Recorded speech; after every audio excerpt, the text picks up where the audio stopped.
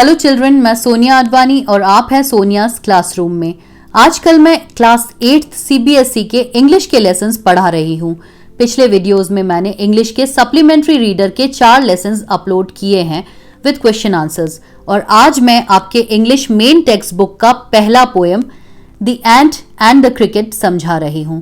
पहला लेसन मैं काफी पहले अपलोड कर चुकी हूँ, नीचे डिस्क्रिप्शन में लिंक मिल जाएगा आपको। तो ये पोएम एसप्स फेबल से प्रेरित है। फेबल बच्चों एक कहानी होती है जिसमें मुख्य पात्र जानवर होते हैं और वो मनुष्यों की तरह व्यवहार करते हैं, और कहानी कोई ना कोई नैतिक शिक्षा देती है। तो आइए इस पोएम की समरी समझें।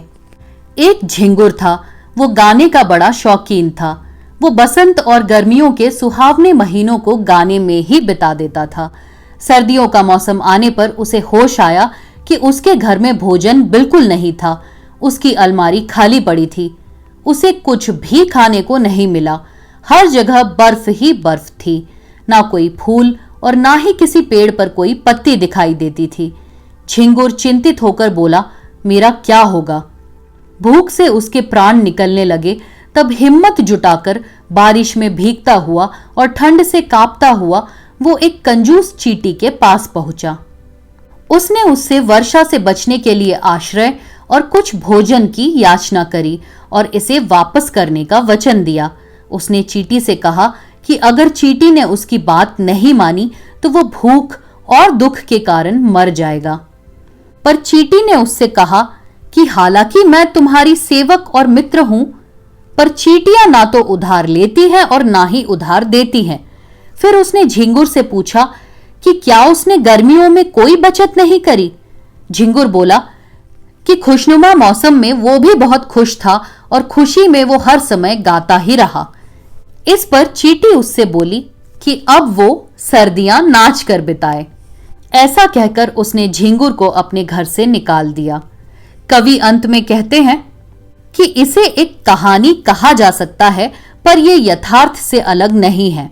कुछ झिंगुरों के 4 पांव होते हैं और कुछ के 2, अर्थात कुछ मनुष्य भी इस कहानी के झिंगुर की तरह ही होते हैं, जो अच्छा समय मौज मस्ती में बिता देते हैं और बुरे वक्त के लिए उनके पास कुछ नहीं बचता। पोएम समाप्त होती है। छोटी सी पोएम थी बच्चों, आपको समझ आ गई होगी अच्छे से। अब इसके क्वेश्चन आंसर्स बता देती हूं।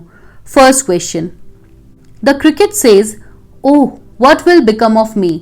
When does he say it and why? Answer, the cricket says these words on the arrival of winter. He says so because he finds that there is no food for him in the house. Question 2, part 1. Find in the poem the lines that means the same as neither a borrower nor a lender be. Answer, the line is, we ants never borrow, we ants never lend. Question 2, part 2. What is your opinion of the ants principles? Answer, I do not agree with the ants principle in totality. I believe that we must help those who are needy, but of course not at the cost of our own life. Question 3. The ant tells the cricket to dance the winter away. Do you think the word dance is appropriate here? If so, why?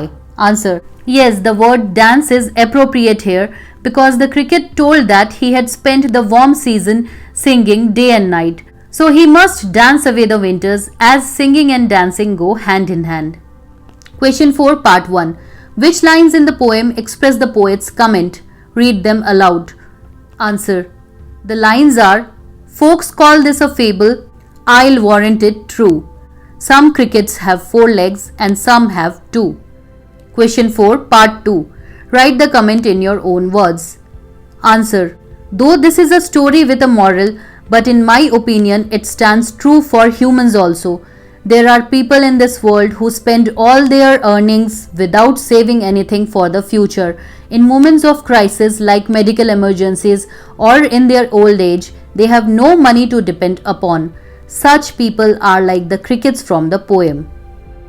बच्चों, अगले exercise में आपको अपनी भाषा में एक fable सुनाने को कहा गया है, जो आपको अनेकों आते होंगे, जैसे हितोपदेश की कहानियां वगैरह।